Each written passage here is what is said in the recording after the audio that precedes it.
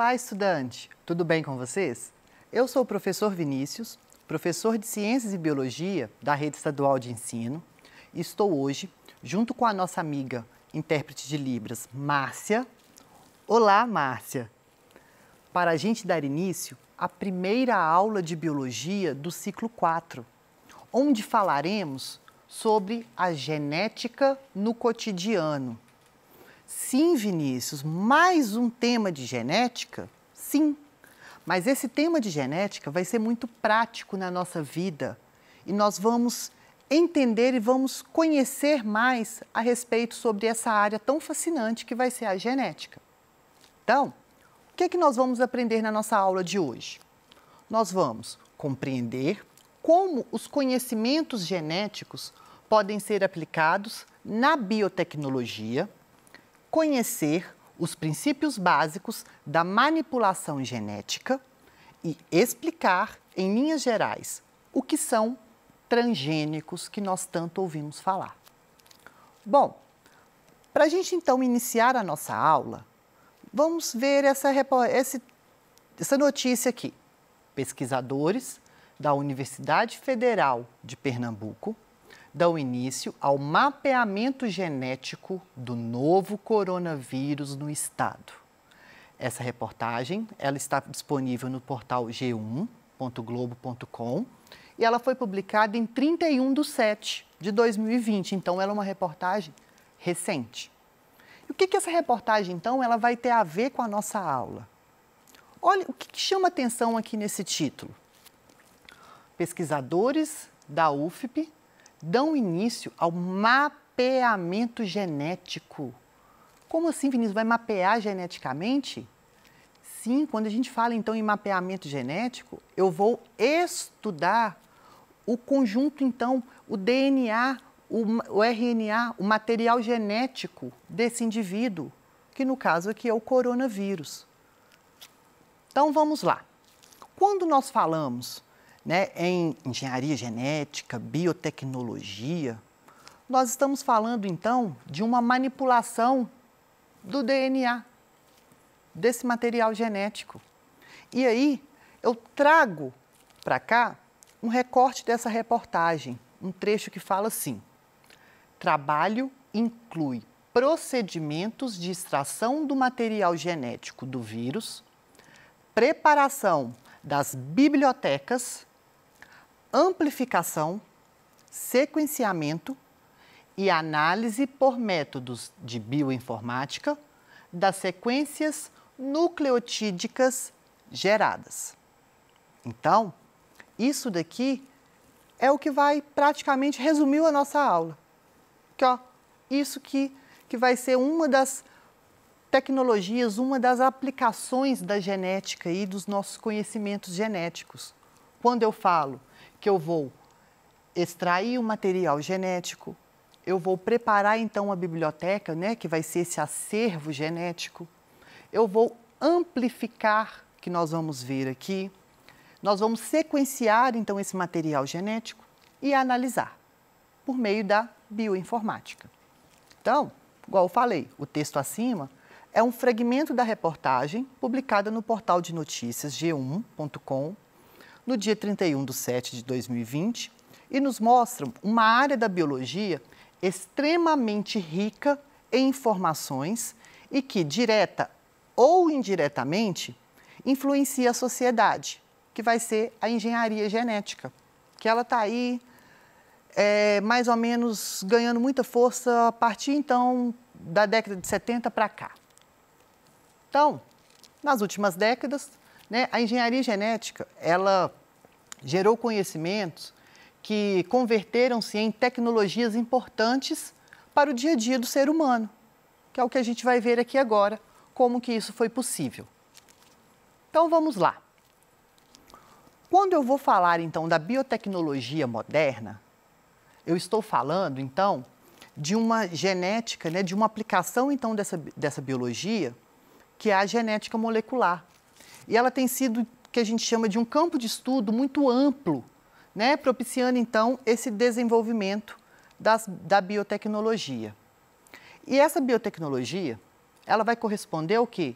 há um grupo de técnicas que vão permitir o uso de organismos para, então, a produção de substâncias ou de novos organismos ou de novos materiais, tá?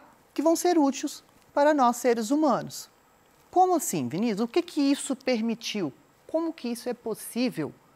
Quando eu falo em manipular o DNA, igual aqui fala, ó, que vão permitir o uso de organismo para a produção de substâncias.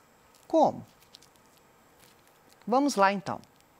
Então, a gente sabe, igual eu disse para vocês, com o avanço, então, desses conhecimentos científicos, com o avanço da ciência, surge, então, a nova biotecnologia, que nós podemos chamar, que vai incluir modernas técnicas de manipulação do DNA, permitindo, então, manipular o genoma dos organismos, transplantar genes de uma espécie para outra e construir sequências de DNA em laboratório.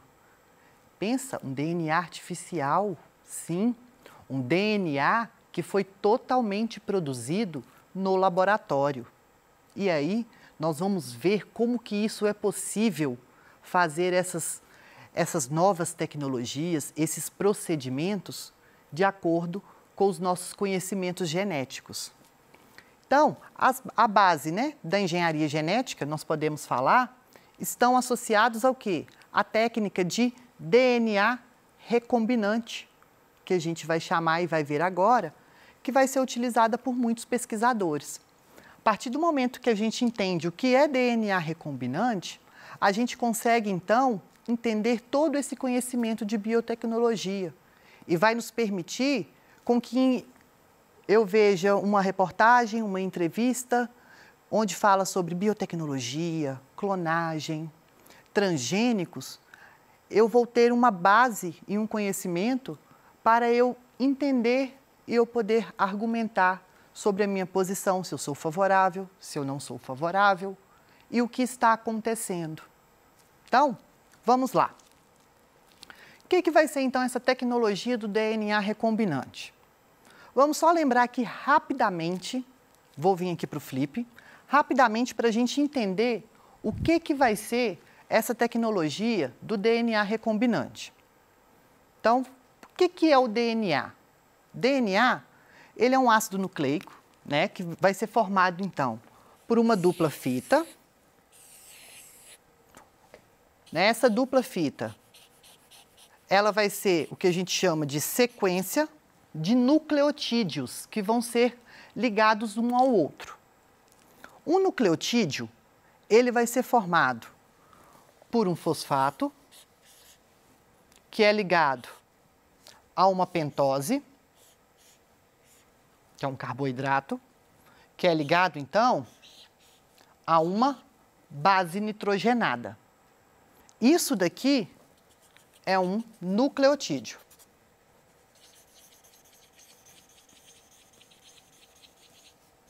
Isso tudo aqui, tanto vai ter em DNA quanto em RNA. Estão lembrados? Então, se eu falo que é uma dupla fita, cada fita, então, de DNA ou uma fita do RNA vai ser formada por vários nucleotídeos aqui, em sequência, onde esses nucleotídeos eles vão ser ligados através do emparelhamento, tá? Dos pares de bases nitrogenadas. Que aí é aquela clássica que nós sabemos, Gal Costa, Aguinaldo Timóteo, né? Guanina liga com citosina, adenina liga com timina.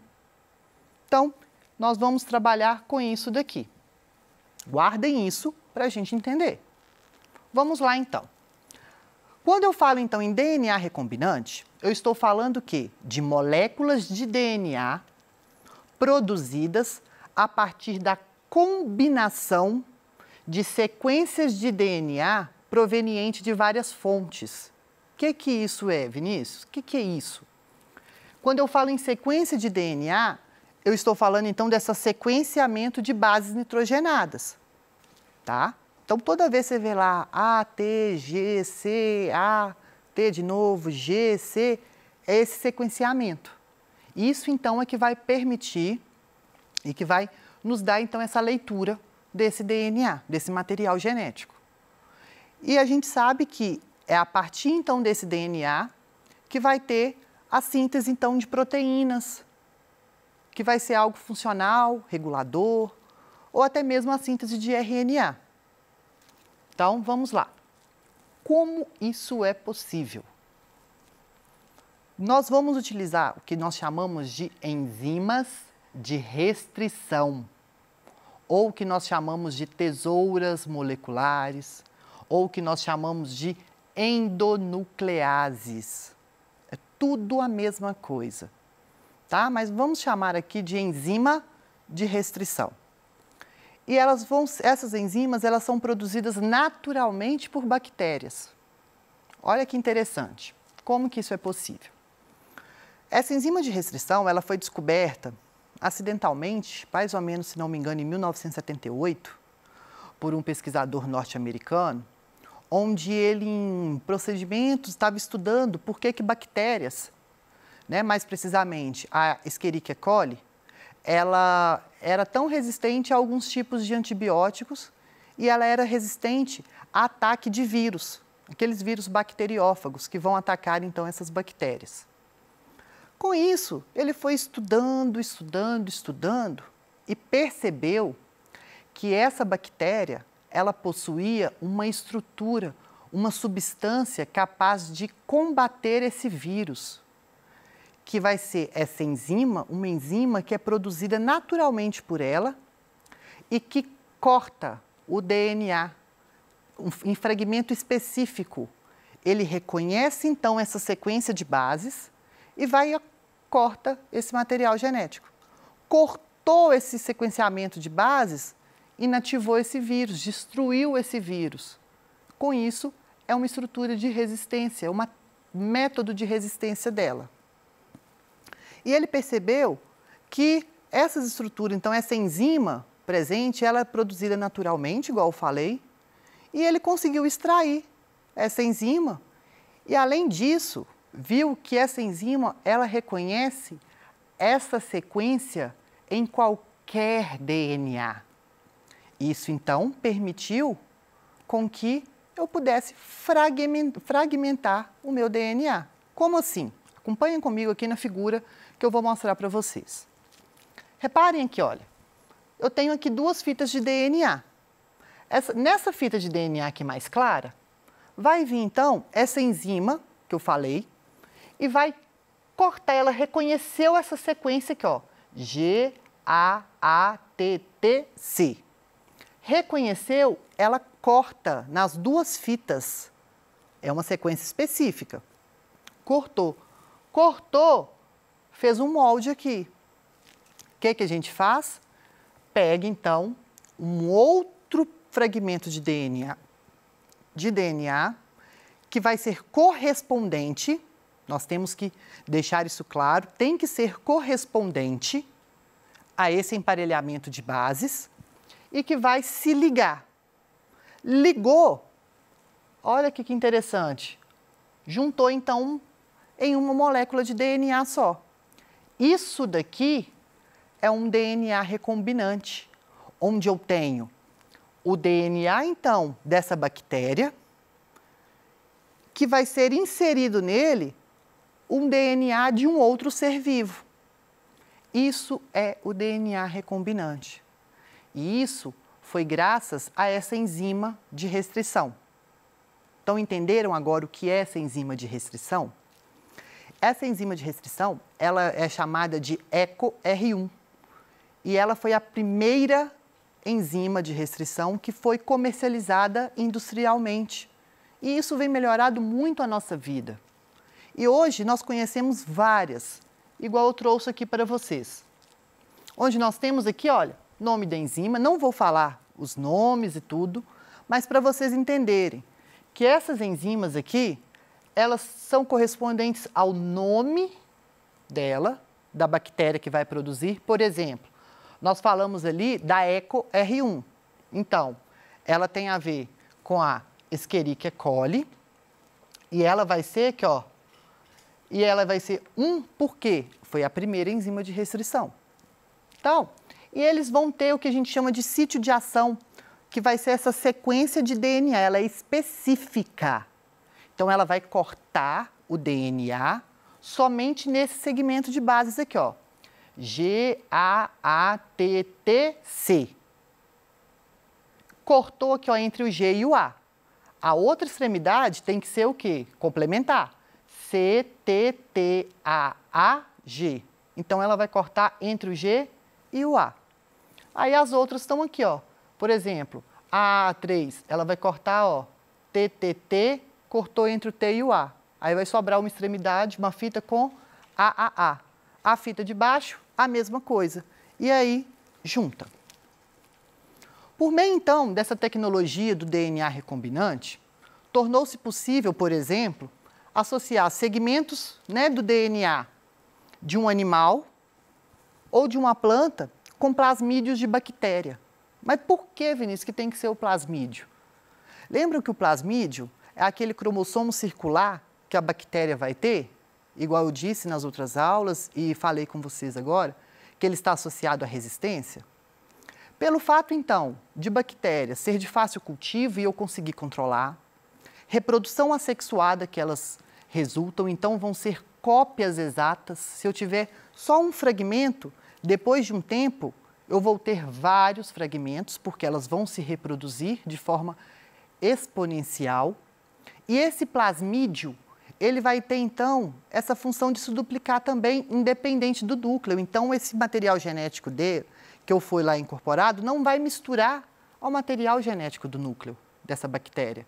Então, eu consigo retirá-lo facilmente, tá? E aí, através dessa técnica, nós temos o que nós chamamos de transgênicos. Foi, então, a transgenia, organismos geneticamente modificados, que eu pude fazer, né, que a ciência pôde fazer, quando se fala em tecnologia do DNA recombinante. O que vai ser os transgênicos? Vão ser qualquer indivíduo, então, que vão receber gene, que são sequência. Vamos falar agora que gene, vamos entender que agora nós estamos precisando de saber que gene vai ser a sequência do DNA. Então, vai receber esse gene de uma outra espécie. E isso, gente, é assunto de grande polêmica. Pensa, eu tenho aí, ó, transgênicos. Pego lá um pedaço do meu DNA, por exemplo, com uma característica específica minha, e vou associar isso a um outro ser vivo de outra espécie. Tá? Por exemplo, coloca isso em uma planta. Essa planta, ela é transgênica. Tá?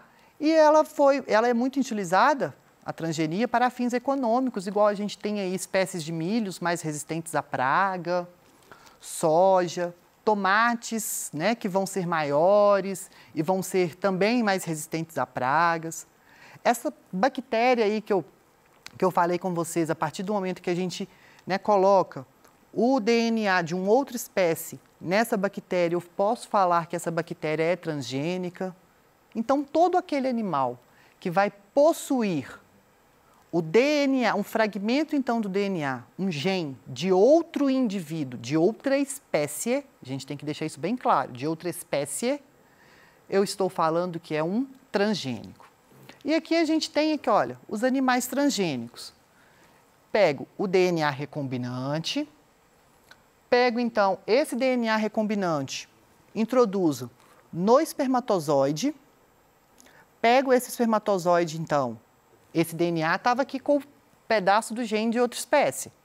Introduzo aqui no espermatozoide. Introduzindo no espermatozoide, ele vai fecundar o óvulo. Isso tudo a gente faz em laboratório, que nós chamamos de fertilização in vitro ou fertilização artificial. Feito isso, então, ó, injeto esse espermatozoide já no núcleo do óvulo. Feito isso, fecundou. Injeto, então, no útero desse animal. Vai nascer, então, um animal transgênico, com um fragmento de gene específico que eu queria. Em plantas, a técnica é semelhante. Também vou deixar aqui para vocês, porque nosso tempo acabou. Deixo também uma questão do Enem para vocês fazerem. E vejo vocês na nossa próxima aula, onde vamos falar mais a respeito sobre essa tecnologia do DNA recombinante. Até mais!